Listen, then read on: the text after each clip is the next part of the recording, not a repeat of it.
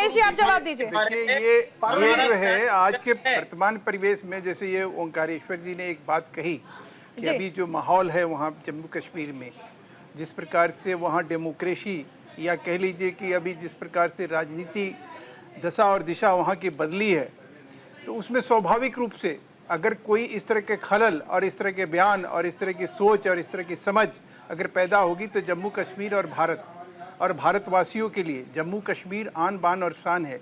उनके लिए कहीं पे ये एक दुखदाई, पीड़ादायी और एक अत्यंत ही निंदनीय सोच के साथ जो है ये बढ़ने वाले लोग जो हैं, इनकी एक मुखालफत जो है ज़रूरी है। अभी हाल में ही वहाँ के मैनिफेस्टो कमेटी के चेयरमैन, जो कि राहुल गांधी के राइट हैंड कहे जाते हैं, उन्होंने कहा कि अगर कांग्रेस सत्ता में आई तो जितने ये आतंकवादी हैं इनको छोड़ा जाएगा, इनको जेल से निकाला जाएगा। ये बयान महेश वर्मा और ये इस तरह की जो सोच है, और आज उमर अब्दुल्ला का ये कह देना, तो इससे तो साफ जाहिर होता है कि ये जो है आतंक और आतंकवादी के बहुत बड़े प्रबल समर्थक बन के अगर कोई पार्टी आज की डेट में उभरी है। देखिए वहाँ उमर अब्दुल्ला के लोगों को कुछ भी आधार नहीं है। आज उसका अगर उसके आधार बनाने का ना करे तो ज्यादा बेहतर है जी। आपकी सच्चाई ये है, आपकी पार्टी की सच्चाई ये है कि जब आपके साथ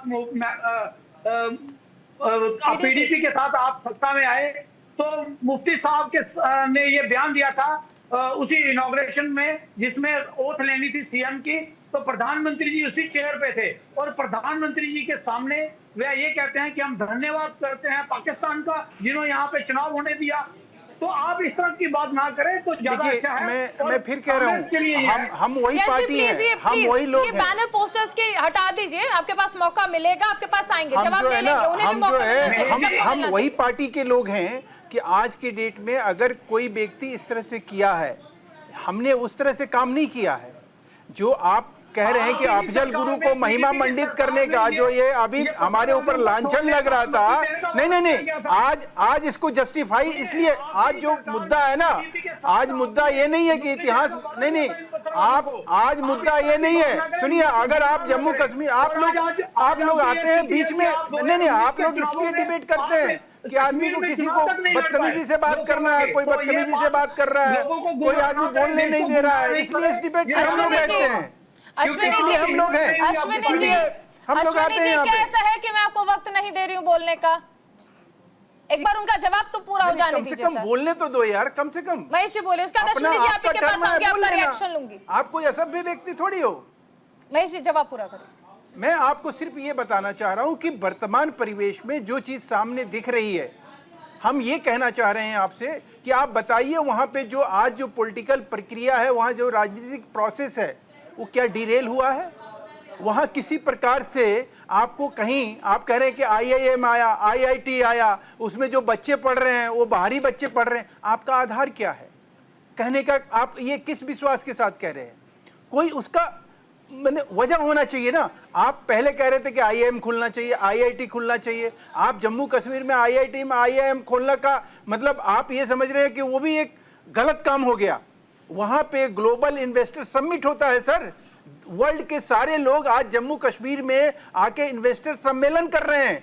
वहां पे G20 का टूरिज्म का सम्मेलन हो रहा है, कॉन्फ्रेंस हो रहा है, और उसके बाद भी आपके ध्यान में ये बात नहीं आ रही है कि जम्मू कश्मीर के भले के लिए क्या सोचना चाहिए, क्या कहना चाहिए।